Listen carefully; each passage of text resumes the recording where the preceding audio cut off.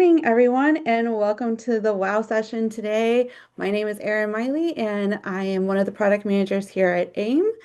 I am going to get us started, and this is a webinar format, so you can hear and see me, but we cannot hear or see you.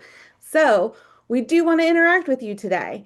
The way to do that with us is with the chat feature. So the chat feature is located at the bottom of your screen. If you do not readily see that, you'll see a more option with a circle and three dots. Go ahead and click that and find the chat feature there. We do want to interact with you, so if somebody wants to make sure that they can hear me, go ahead and throw a little hi into the chat for me just to confirm. I will go ahead and get us started, just so you guys can see where that is located. So with that, I am going to go ahead and get us started on today's conversation because we have a great topic of conversation for us. To kind of piggyback off of last month, if you attended last month's WOW session, because I want to set us up for success in 2026. And with that, I have brought in Kris Gfell, who is a fellow product manager here at AIM, and he oversees our HR services. And many of you have worked with him before. If not, you're now going to get to know him very well, because he's going to depart some expertise in the space of the operational side of compliance. So, Kris, take it away.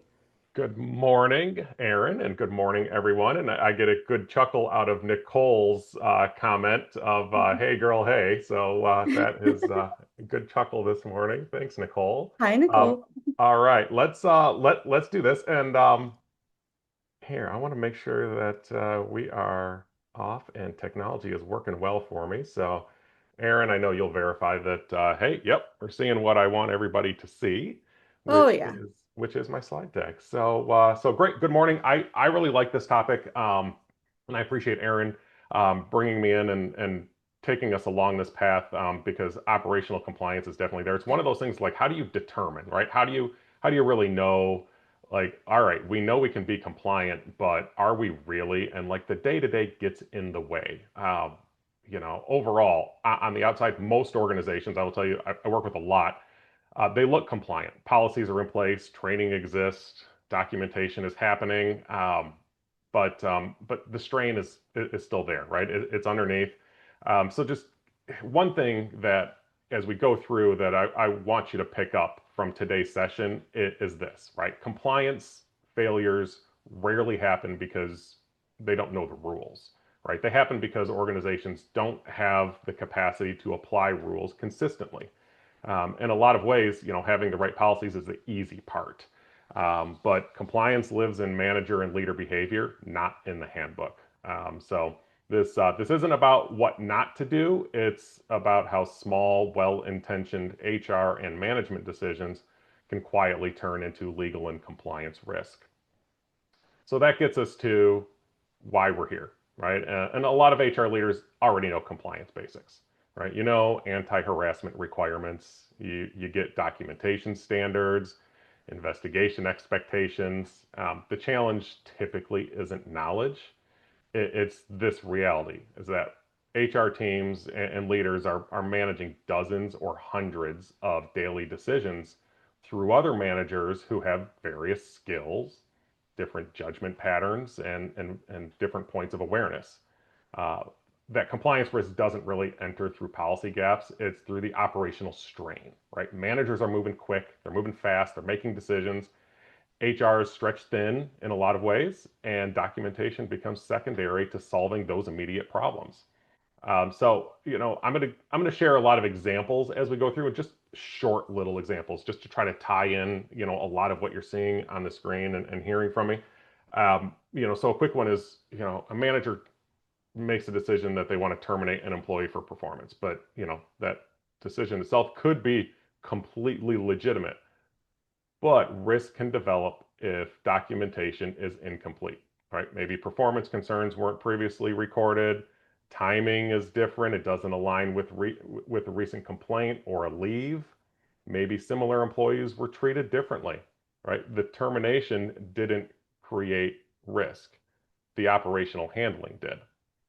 So the key thing here is that most compliance breakdowns don't happen because HR lacks that knowledge, right? It happens because operational workload required to stay compliant is larger than expected, right? That's the compliance versus capacity. And I think if you've been in leadership before, you've been in HR for a while, you've been in business, you understand that, right? Like compliance is a challenge, but it's the capacity to maintain and be consistent with the way that we operate internally with how we are documenting, how we're making decisions, and how we're following up with our employees. Ready So for our poll? Aaron, I think you have a little bit of information. You want to gain some info from people here, right? Yep, we got a poll, people. Wake up. All right, so I'm going to launch our poll, so you should see it on your screen now. So, which of these creates most risk for your HR department right now? And you can multi-select, so feel free to select multiple if you want.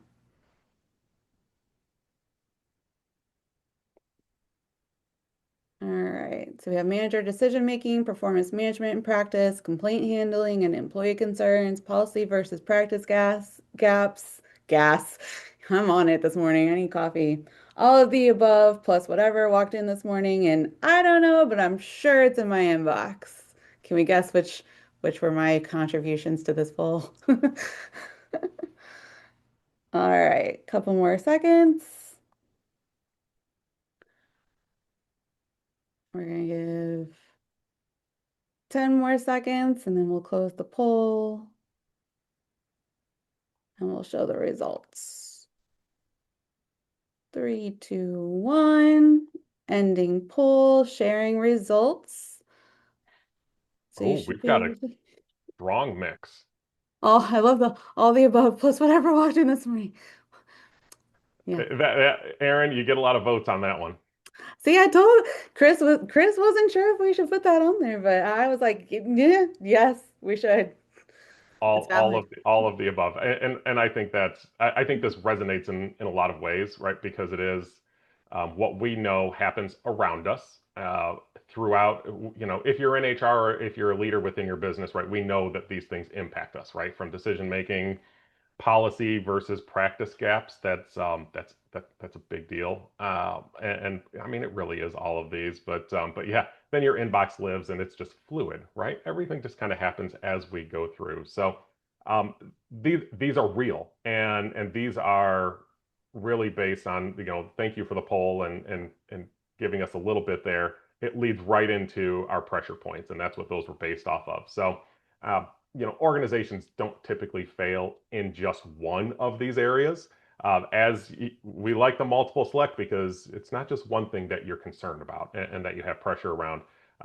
Risk develops when these areas interact without coordination among them. So the first one that we look at is manager decision making, right? So these are daily choices that shape risk and exposure. Well, what this really means is, you know, managers are making dozens of employment decisions every month.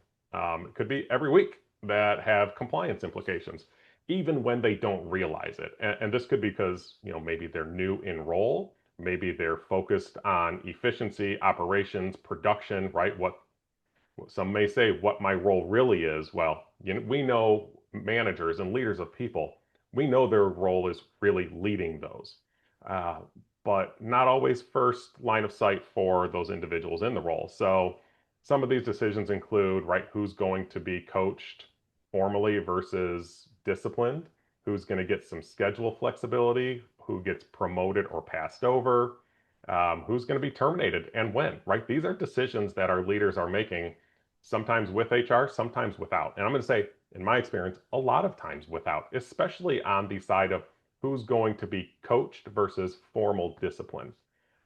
And then that schedule flexibility comes in. So um, a lot of these decisions are operational, right? They're not legal, but they create legal exposure based on how they are handled. This is things that we can build with our policies and expectations, but now somebody's in our house and they're going to be making some decisions and doing some things different. We have to trust them, but we have to upskill them at the same time. So just a brief example here, right? You have two employees with similar attendance problems. Manager disciplines one, very formally after two occurrences, but then handles the other informally, maybe because they've seen this person as being more reliable overall.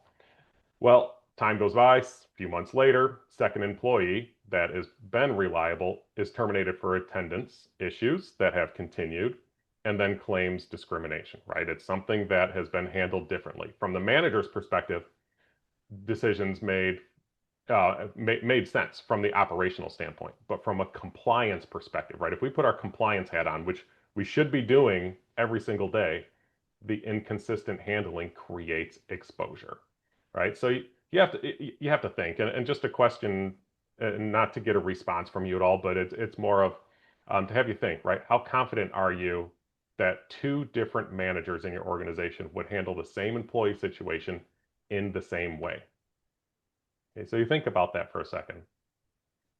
In most organizations, the answer is it depends on the manager. I've heard that a number of times. It depends on the person. And that variability is where compliance risk begins. It's often where similar situations are handled differently, even with good intentions. This is not about intent. Intent is usually, I want to do a good job. I want to make the right decision. But there's risk involved when we have people doing different things. Second pressure point that we look at is performance management in practice, right? Where documentation, timing, and consistency often break down. So this is performance management is one of our most common and inconsistently applied processes in an organization. It might not be, and I'm not really going into your annual performance process. This is more of just the daily performance management that happens that we're all doing. If you're leading a person, there's performance management that is consistently there. So what we see is managers are often delaying documentation. Maybe they're not giving great feedback. It's pretty vague. They're missing details. They're avoiding formal discipline until a problem escalates and gets a little bit out of hand, or maybe other eyes now are on it, and now they need to do something formal because maybe their boss is looking at them, or now HR is involved. This creates timing and documentation gaps, right? It's pretty significant. So maybe an employee struggles with performance for months. The manager is giving some verbal coaching, but doesn't document it, right? I think I hear this a lot. Back as I've been an HR leader for a long time, I've dealt with this a lot. We don't have a documentation trail. And then later, the employee raises another concern. Something happens in the workplace. And then right afterwards, a formal performance documentation begins and discipline escalates. So even if performance issues are legitimate, and they probably are, the timing creates the appearance of retaliation. Okay? The issue isn't performance, it's the absence of documentation history before the complaint. That's a key piece. Documentation that begins only after a complaint creates that perception risk, even when performance issues are real. So next we have complaint handling and employee concerns, right? This is risk develops and how concerns are handled, not just whether they are addressed. And I can tell you, I see this quite often. This comes in different channels. It's organizations looking at handling complaints, doing an intake. Most organizations take these seriously, but some just don't know how to have the right process in. So the risk isn't about ignoring it. It's about the inconsistent documentation. It's about the investigation structure that isn't applied the same. It's about the follow-up that is inconsistent. The precedent is shown to be different from one time to another, especially with informal concerns, right? And this comes in, you might have an employee that comes to HR and says they're being treated unfairly by their manager. Okay. As an HR leader, all right, I'm going to go and talk to the manager and we want some resolution. Or maybe they're going to maybe it's not even HR they're going to, maybe it's their leader, their manager. And they're going to resolve it informally, right? Where no formal intake record is created, right? No investigation notes are retained, no follow-up documentation. And then here we go down the path, and this happens all the time. The employee files an external complaint because nothing was formally completed and followed back up with them. Again, with documentation of our process and what was done, even if we've handled it appropriately, if we can't reconstruct it, it's hard to defend it. So it's, it gets into that. If an investigation can't be reconstructed later, it effectively didn't happen from a defensibility standpoint, right? And we're going to hear that in a couple different ways as we go through, just from an operation standpoint of how we work. And then we get into this other pressure point, the last one here, policy versus practice gaps. This one's big. And we do a lot of handbook work where we're supporting organizations with handbook, whether it's an update, a small update, a large, maybe a complete rewrite. But we always approach it with writing policies is one thing, but how you are applying them is something completely different. And we have to think that way. And I think those that have been in HR a while, right, we see this. Sometimes our leaders don't often see that part. We need to have that constant application behind the scenes. And thinking of it this way, right? Policies are written at one point in time, but we know operations and work evolves constantly. Managers and leaders are adapting processes informally to meet business needs. Over time, that practice may no longer match what that written policy is, right? Which is why we want to consistently review our policies, and not just for regulatory changes, but also our internal practices that happen. The problem is when we don't have that match any longer, it creates defensibility problems, right? So it's much harder to defend if a problem were to come up. So, um, one example is, a company policy that requires progressive discipline before termination. It could be well written, but in practice, and I know I've lived this, some of you may as well. In practice, managers will just skip steps due to urgency, or it's pressure from other places. Something has to happen. And maybe that termination occurs without documented progressive discipline outlined in the policy, which is a challenge then, because then the organization has to explain why its own written process wasn't followed. Even if the termination was justified, deviation from the policy really does weaken what that defense holds. So just keep that in mind, right? Policies don't create good defense. It's the consistent adherence to the policies that does. And that's a challenge, right? That's really where the pressure exists, is it's all of these builds up over time. So let's start breaking this down a little bit further, and pick on a couple things here. And first, it's manager decision making, right? Most risk doesn't originate in HR. Like we know that. We're here and we're supporting.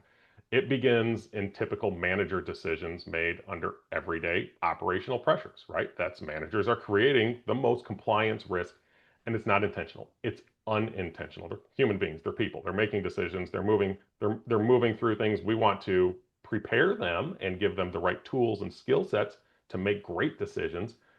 But sometimes, it's unintentional. It's not because they're careless, it's just because they're operational focused, right? They're thinking about, I need to solve problems quickly, I need to keep my teams productive, and I need to maintain relationships and avoid disruption, right? Those are key things. They're not naturally thinking about documentation defensibility, right? This is where we come in HR, right? We think that way. They're not thinking about patterns of consistency across employees, how timing might appear later, or how decisions interact with past events. That's the gap that exists, and where risk really is developed. So we have manager decision making, is we know it's key, right? We look at disciplinary actions. We have promotions, terminations, right? Those employee changes that happen. We look at schedule changes, and working with different people on their teams. You get role restructuring, and there's a lot of tie-ins here for risk that happen. And that is, we get into looking at discrimination, retaliation, wrongful termination, right? That's key. So you have everyday manager decision making, give you a lot of examples where compliance work really lives. And every organization relies on them to make judgment calls on the daily basis. Uh, but every organization struggles with consistency in how these calls get made, right? It touches performance, discipline, promotions, leave accommodations, all of these. So when we look at the largest patterns that create risk, that's what we have here on the bottom left, right? And we have delayed documentation as one. And this is hard, right? Because we know we're busy. A lot of things are working through. We're making changes. We're working in a lot of different ways in a lot of different areas. And being on top of it with documentation is really key. But this is the most common pattern that we see that creates risk, right? Sometimes it's outside of HR. This is, again, we're getting into managers and those that are leading people of all levels throughout the organization. They're waiting to document until a situation becomes serious. And, I'll use my air quotes here, right? Of serious to them. Okay, that's again, that's their opinion. That's how they feel. That's not something that maybe we would agree with, or maybe their leaders or the organization in general agrees with. It's not because they're hiding anything. It's because they're trying to solve it informally first. So, maybe have a manager who's noticed declining performance of one of their employees. This is pretty common, right? They could have a verbal coaching conversation, and maybe those conversations are applied over several months, but the manager doesn't document it because they believe that the employee is going to improve, right? And maybe even along the way they see some slight changes that, looking back might be a false positive, but eventually that performance continues to slack, right? It's lagging behind and it's clear that the problem isn't going away. At that point, the manager then begins to document verbal coaching and formal discipline procedures. Well, that's good, right? I like that. I like documenting things, but from a compliance standpoint, there's a lot of risk here. Not because the performance issue wasn't real, but because the documented history doesn't reflect the actual timeline. Okay, it's key here, right? It's not about recording the final decision. It's about demonstrating over time the decision developed consistently. Okay, so we have to keep that in mind, and that's a key piece for our leaders of people is it's hard, it's always right. It's 2020 vision, right? We can look back and say, wow, I should have seen that coming. Well, yeah, we should have, but if we have better practices in place and we're consistent with documenting our conversations and documenting these areas of potential concern, now we're able to nip it pretty quick before it gets to a problem with that pattern developing of being delayed on our documentation. Second pattern that we have is inconsistent application across employees, right? We know this exists, right? Our leaders are tailoring approach based on individual employees, which it makes sense, right? From an operational standpoint, but there's compliance exposure there, right? You could have a manager that has two employees with similar attendance issues. Maybe one employee is newer and receives formal discipline immediately. The other is a longer term employee and receives informal coaching. Okay. It may feel reasonable. Okay. On the outside, it looks reasonable. But when you look at it from a compliance perspective, that inconsistent action between people creates a pretty strong risk from a defense side of, now the organization has to explain while similar situations were handled differently. And we know good attorneys can pick it apart, right? They can pick apart the differences between two people and make it look like it was done intentional, which is a very significant risk when trying to defend actions. So we need to think of that, right? These similar situations, even when business reasoning feels justified, we have to ensure that we're creating the documents and we're asking for those decisions to be held within documentation standards that we're applying. Then the last one is that documentation reflects the end, not the journey, right? This is kind of everything that I've just been working through is they're often documenting when escalation becomes likely, which creates that appearance of reaction instead of being consistent over time, right? Maybe it's an employee that raises a concern and then afterwards performance documentation issued by the manager becomes more detailed. Now that an employee has raised that concern, all of a sudden we get more detailed of performance documentation.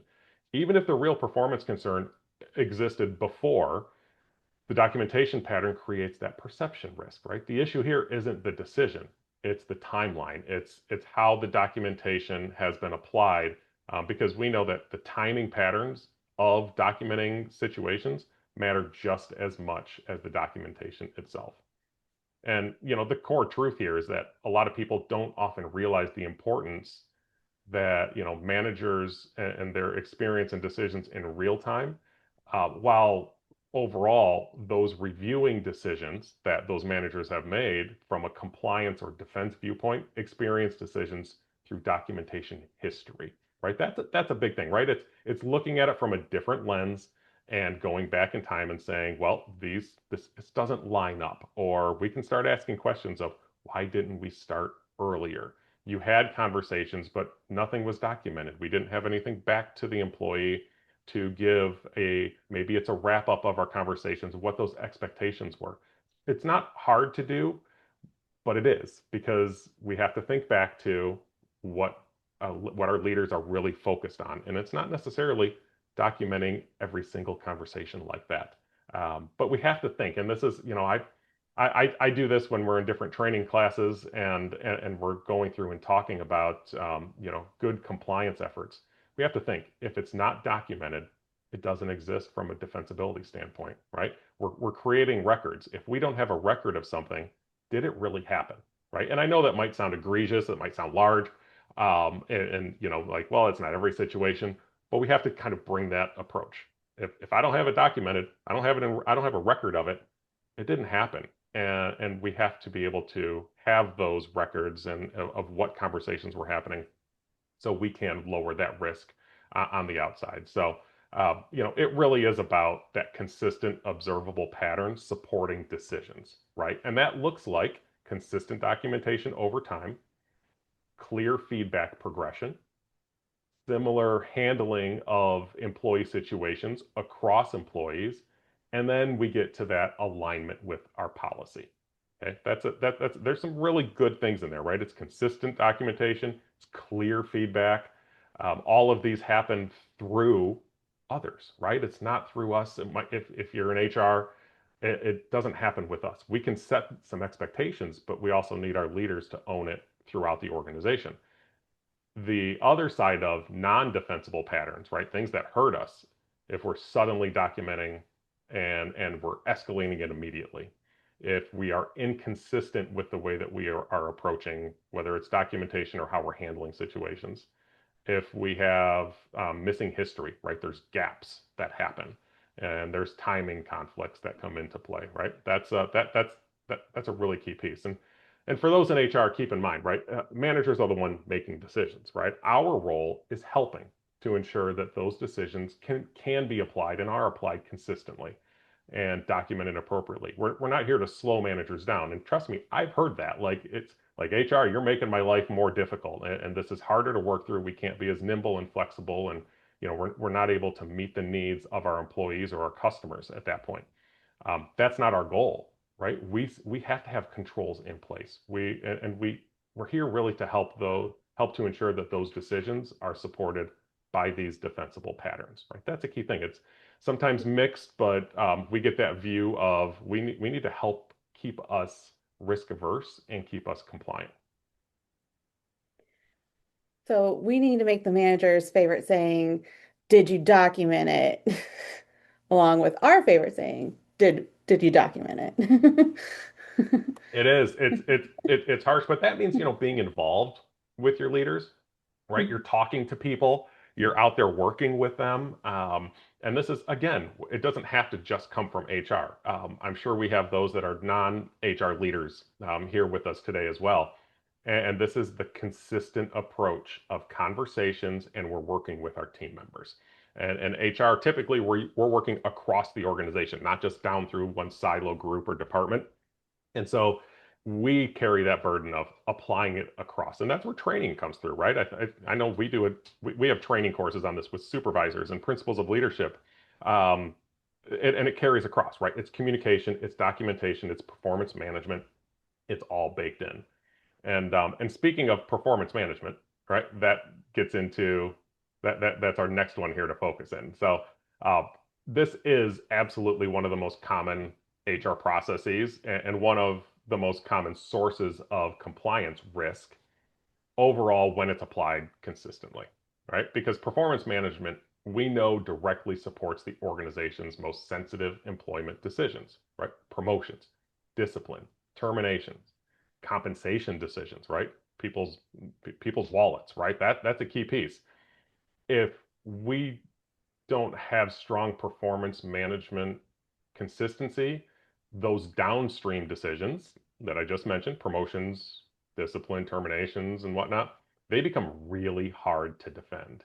So this isn't about improving individual or team results. It's about creating a consistent documented pattern that supports employment decisions. It's that historical record that explains why these decisions happen. And remember, without that record, decisions may still be valid, but they're much harder to demonstrate and stand up to. So let's look at our five common operational gaps of performance management, right? First one, timing gaps. Okay, documentation appears suddenly late in the process. Here it is. Yep. Oh, I found this, or I remembered that I had it, or well, I remember what we had this conversation 3 months ago. So here it is, and this is what we had talked about. This is pretty common, and it could be managers starting documenting only when performance problems escalate. Okay, that's a timing issue, right? It's maybe managers verbally coaching employee for months and doesn't maintain that formal documentation. Eventually, a formal discipline process can begin, but from a defensibility standpoint, it appears that the problem just started, even though it didn't, right? So that late documentation can weaken that defensible opportunity for us. So just know that documentation should really reflect when the pattern began, not when escalation became necessary. And I know I've came from manufacturing, and we ran 24 hours, 6 maybe 7 days a week. It's hard for your leaders to document everything that we feel they should. So again, it's us providing the right tools to them. And some of that is, it's on the side of the training piece and what comes through of how to handle certain situations. And even here's templates to use, just different ways to help with documentation. The second one here, where we fall flat, is detail gaps, where maybe the documentation exists, but it's not very specific. It's vague, doesn't demonstrate performance patterns very clearly. Maybe a manager writes needs improvement in communication, and that's it.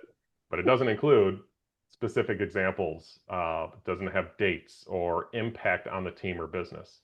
If this progresses and eventually leads to an employee losing their job, the documentation doesn't clearly support the severity of the decision.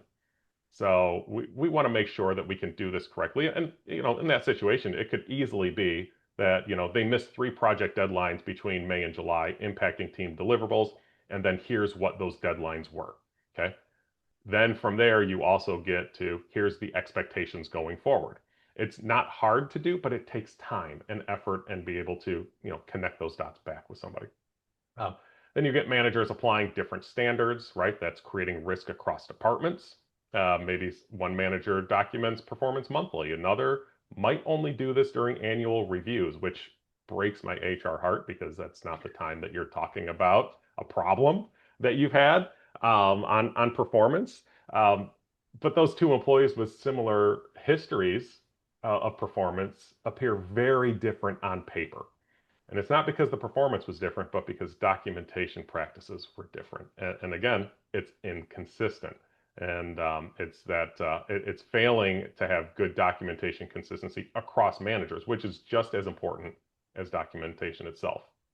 Escalation gaps are here as well, right? Where maybe we have no clear connection between coaching, discipline, and termination of employment, where decisions appear sudden instead of progressive, right? That's where kind of not my example just now of the annual review. Well, maybe it's a positive annual review, but then 3 months later, that employee's terminated for performance. Well, did something just happen, right? Where's our documentation that exists to show some things over time? Maybe it's showing declining performance during that period.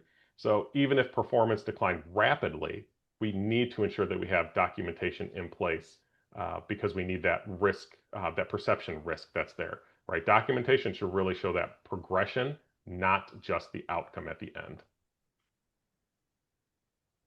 And alignment gaps, overall performance expectations aren't clearly tied to job requirements. It overall weakens defensibility.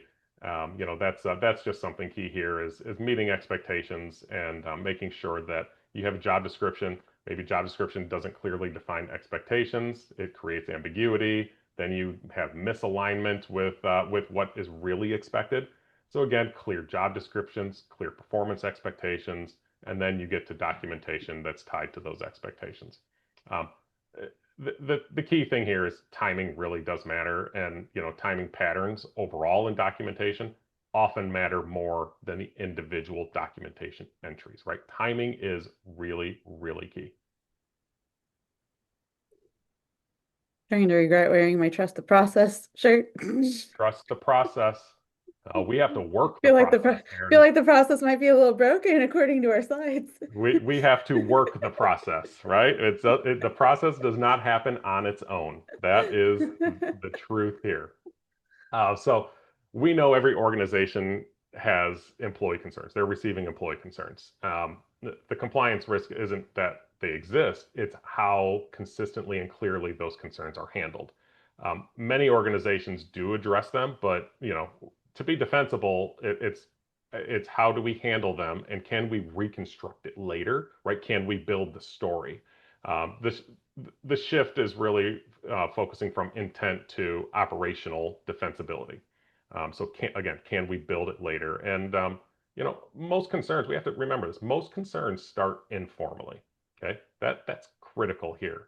Often they can start as, "Can I run something by you?"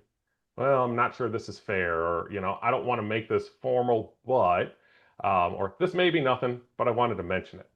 Uh, Leaders in HR, we often can resolve these operationally, but without documentation, those interactions effectively disappear from the record. So we get into talking about why this is such a problem, and there's high risk here. So we have intake gaps, right, where intake being a concern is raised but not formally captured. Okay, very common. This is extremely common, where maybe HR manager listens, addresses it, and moves on.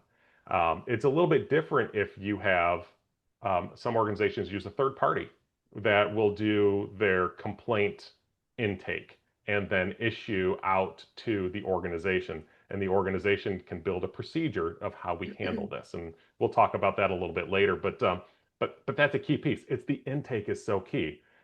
We have to be able to we have to be able to document at intake so we can track it all the way back to where we feel it started or where it actually did start. Maybe we have investigation inconsistency where different concerns are handled differently depending on who receives them. This is a variability risk that comes in, right? Maybe one HR partner documents interviews thoroughly, where another one just resolves concerns verbally. Those two similar concerns produced could be very different documentation records. That is inconsistent from a defensible standpoint. Our compliance reviewers out there looking with that compliance lens don't see operational effort. They see documentation patterns, right? So effort not looked at. What actually exists? Communication breakdowns happen. I'm a firm believer that communication is the hardest thing to really nail and do well in any organization. Expectations and outcomes that aren't clearly communicated bring in that perception risk and creates misunderstandings. It could be an employee that raises a concern that HR investigates and addresses and follows up internally, but fails to clearly communicate closure or the outcome expectations. Okay, that's now we've just left it open ended, and the employee then assumes nothing was done and later files an external complaint that HR receives. Right, that's a big deal, and where we could have closed that gap. So we have to think of, okay, it's the full communication path and pattern that takes place. We also get manager response behavior where they're unintentionally changing behavior after a complaint. This creates retaliation risk, even if it's not intentional, even if it's good natured. There's just that retaliation concern that can come in, and retaliation risk often develops through changes in manager behavior, right? And we have to see that, and of course we're kind of an outsider there, being in HR, and we're watching people and just seeing what happens through the way that they're handling their business. It's not intentional retaliation necessarily, but it is retaliation nonetheless. And then lastly, our pattern visibility gaps, right? So maybe an organization can't see patterns across time or departments. It's an infrastructure issue. right? Maybe that employee raises a concern over time to different individuals. Maybe they've gone their manager. Maybe they've gone to HR. Maybe they went to another leader in the organization. Maybe each of those people are handling it separately. There's no centralized tracking that comes into play, so the organization doesn't see a cumulative pattern that exists. This absolutely weakens their defense for it and early intervention ability, because now somebody going to different people, it's just stretching on over time. And we have to keep in mind here, right? From a compliance standpoint, it's not enough just to handle concerns appropriately.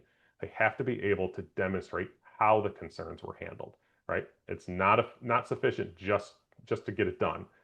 We need to have that documentation trail. We need to have some structure around it, and really where we exist to be able to show that it was okay. Here's our pattern. Here's what we worked through. Consistency in this really does matter more than perfection, right? You don't need to be perfect as an investigator. You need to be consistent in your structure, and then you can apply it, right? It's consistent intake, consistent documentation, consistent closure. Okay. Consist I feel like I'm a broken record here. Consistency is really helping to protect you. And this is, complaint handling is key. This is one of the clearest examples of where compliance really lives operationally. It's not in your policy. This is procedural. This is how concerns are received, documented, investigated, and resolved. And this is not just HR. This is throughout your business and throughout your organization and leadership. Yeah, it takes everybody participating in it It and absolutely following does. it It, and it, being it trained absolutely in does. it. Everybody has to be trained in it as well. It's a company-wide practice at that point. It's not a just by department siloed practice. That's right. That's exactly right.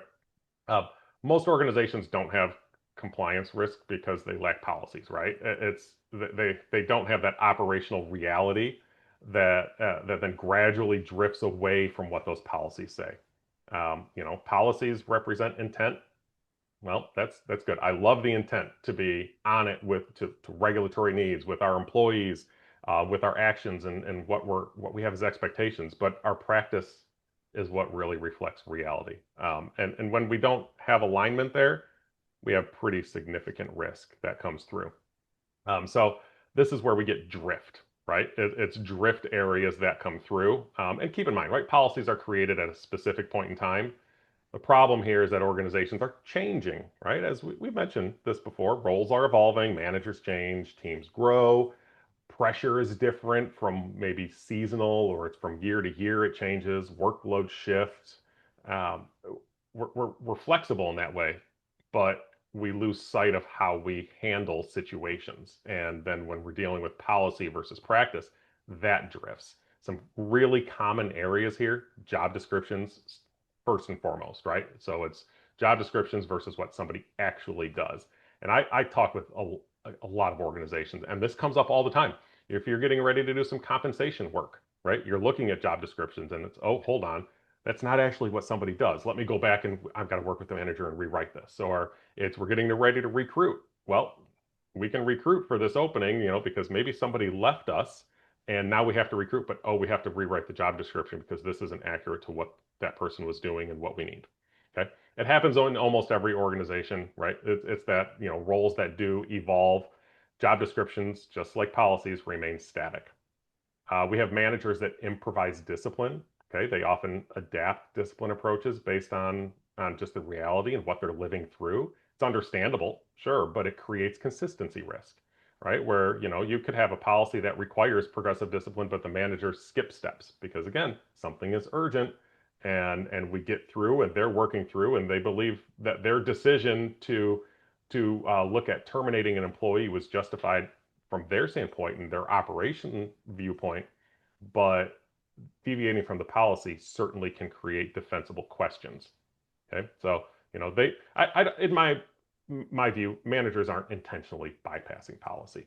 Okay, they sometimes just forget, and they're I forgot that you had a adapting handbook or a policy. they're adapting as No. they go because they're solving immediately. They're solving problems on the fly, and it's kind of how they're built and how they're wired, and that's great. I love problem solvers, but I also need people to think about, well, maybe this is going to cause me problems later, or I might need to ask let me go ask somebody because there might be something I'm not thinking about. So it's stopping to think 30 seconds to get through something. Um, this happens all the time. Leave management, okay, not being applied consistently and across, and we're setting precedents by allowing some things to happen and not holding it to the same standard later. Maybe one manager is strictly following, leave documentation and process, while another manager is a little loosey goosey and is, informal, and they feel like they're supporting their team. Now you have two employees receiving significantly different experiences under the same policy, that it's inconsistent and a significant risk, even if both managers had great intentions. Well, the output is we have inconsistent practice and potential discrimination problems on our hands. Um, Recruiting practices as well, right? Hiring processes that are these evolve very quickly, and faster than formal documentation can sometimes handle. It could be managers, looking at internal moves, and they're conducting these informal interviews without structured criteria. Hiring decisions relying more heavily on subjective judgment, their own judgment, without that consistent evaluation structure in place.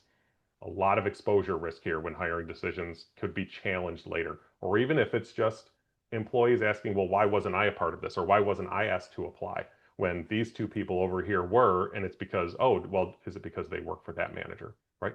That's hard. That's hard to get through. And again, I think our leaders are doing this as a positive approach, but we want to make sure that, we have good structure in place. So just keep in mind that risk develops where policy and practice no longer mirror each other, right? Policies don't enforce themselves. They require ongoing operational alignment. So, Aaron, to your shirt, trust the process. Nope. Mm-mm. I You're can't just just trust talking. the process. I have to work the process. I have to go back and enforce the process. So this brings in to and I like this because this just the way that we term it, the hidden workload, because that's kind of what it is.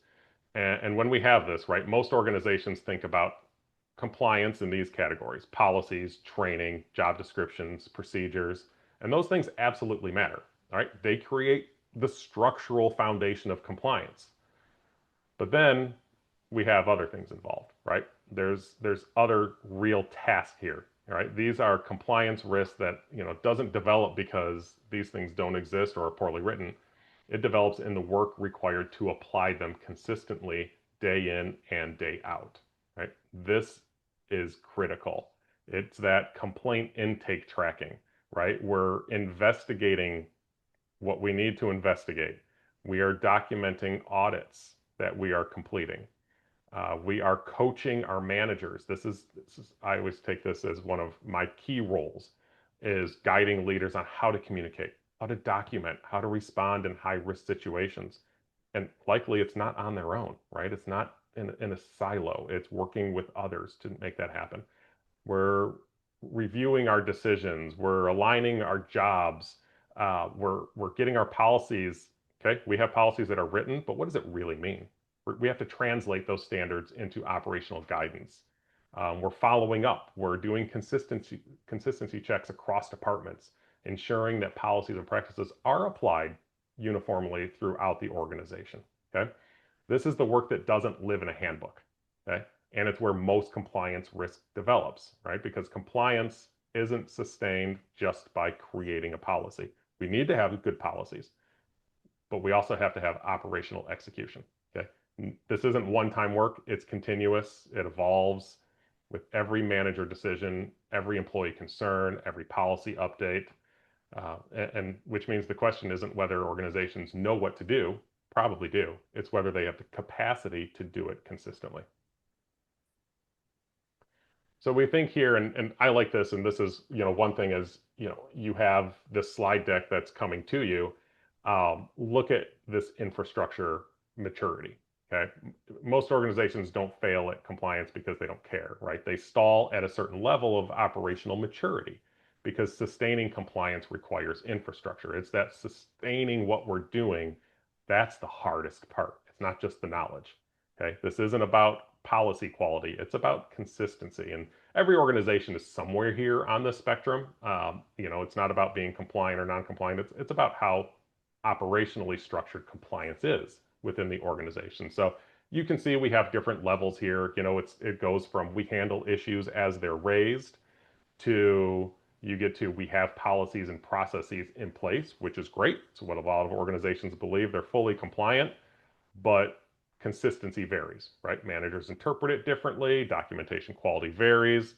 Okay, that's your structured piece, but still loose because structure exists, but we aren't consistent with how we govern it, which gets us to govern, which is we manage compliance intentionally. We're purposeful about it. This is where your infrastructure begins to actively protect the organization. And you have some differences here, right? Complaint intake is tracked consistently. Maybe documentation expectations are standardized. We have templates for things. We're checking on it.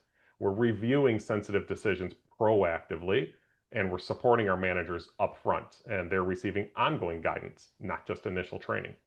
And that over time, you work through it, it gets to be embedded in your organization. Okay. Compliance is built into how we operate. This is the most operationally mature level, right? It's not something that separates from operations, but rather it's integrated into workflows. Managers understand documentation expectations. Our decision review process exists naturally. We're automatically working through our infrastructure. Clear ownership and escalation paths are there. Okay, at this level, compliance becomes part of how the organization operates, not something that is layered on top of it. Right?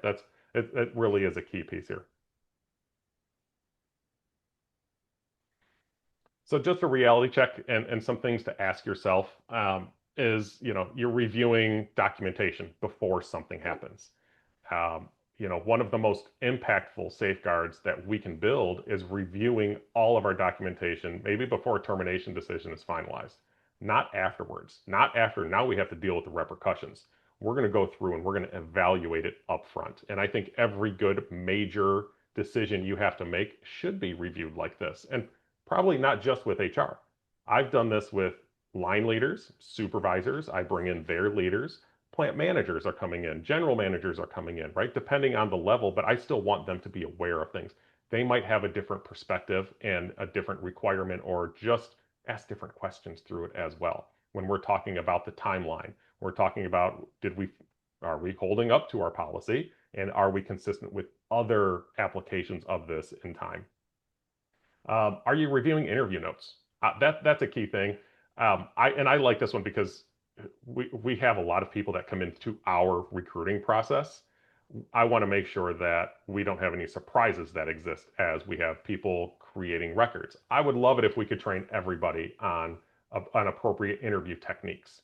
What is right? What is wrong? Right? What should we ask? What can we not ask? What is the proper way to interview? And what are the right techniques? Okay, these are hiring decisions. And this is one of the most overlooked compliance exposure areas that exist. So we know that, hey, if we can have great interview documentation, because we know it's a record, and then if it exists, it can explain why one candidate was selected over another candidate. That's the real soup here. And lastly, reviewing discipline or performance actions after an employee raises a concern. Okay, uh, this is, maybe once an employee raises that concern, subsequent employment actions require stronger documentation patterns. Not because action can't be taken, but because defensibility becomes more sensitive. Okay, we have to think in that way. And I hear from a lot of leaders on this, that's scary to them. So we just have to ensure that, documentation patterns support the decision, not just the decision itself, right? So we're always looking back through that pattern. And yeah, it can be scary the first time that some leaders are into it, but we just want to make sure that we're following up and we're being consistent with the approach for their employees, and that we're bringing to other managers and leaders. So how you can close the gap? The goal isn't to eliminate every compliance risk. It's to build structure and cadence that makes consistency sustainable. So, it happens through that maturity by putting guardrails in place to support managers and HR, not by relying on memory or individual effort alone. we can go through and again, you have this, and it's you can look at it in different ways. Okay, HR expansion. This is not about staff. This is more about capacity, and maybe it's ownership of complaint tracking or designating HR review of termination documentation before somebody is terminated. Job description maintenance comes in, right? Ways that we get some work done. You could have external compliance partners as well. Okay, this is to support the operational capacity, not replace HR. Could be reviewing documentation patterns. It's investigations. Maybe it's outsourcing your investigations.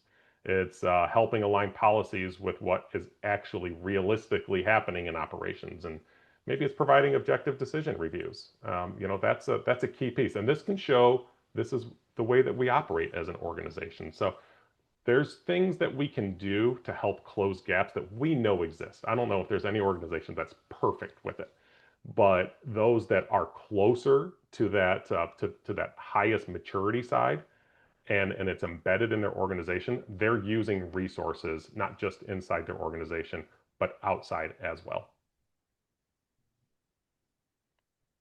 So, what to do next? Open this up here. So, your action steps, review key processes. Okay. You can map your complaint intake process. You can evaluate training and procedures. You can audit documentation standards. You can review job description alignment, right? These are key here, right? These are easier next steps, but looking at your capacity and where you go. But we have to think of how do we maintain compliance, because it's not just about what we write down.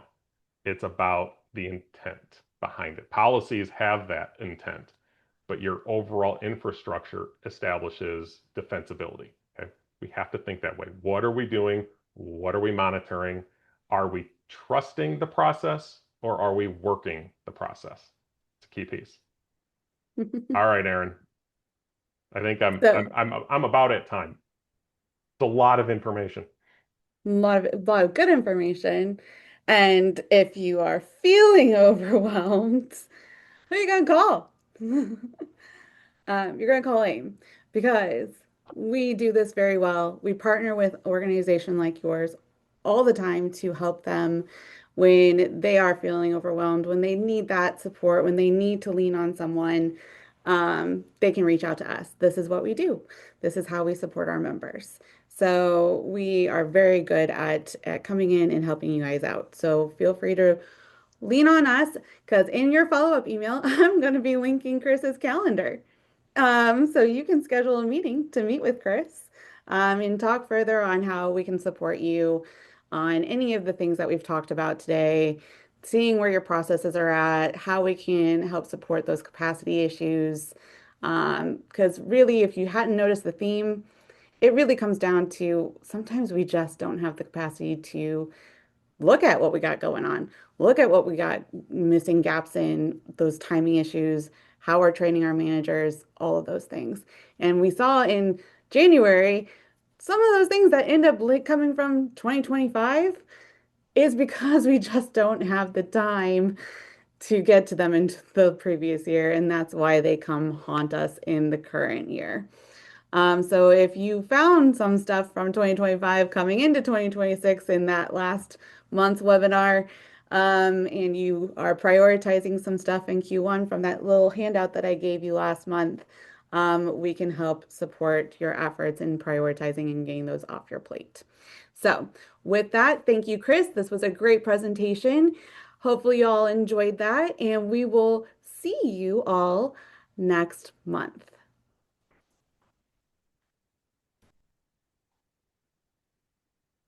Thank you, everyone. Bye-bye.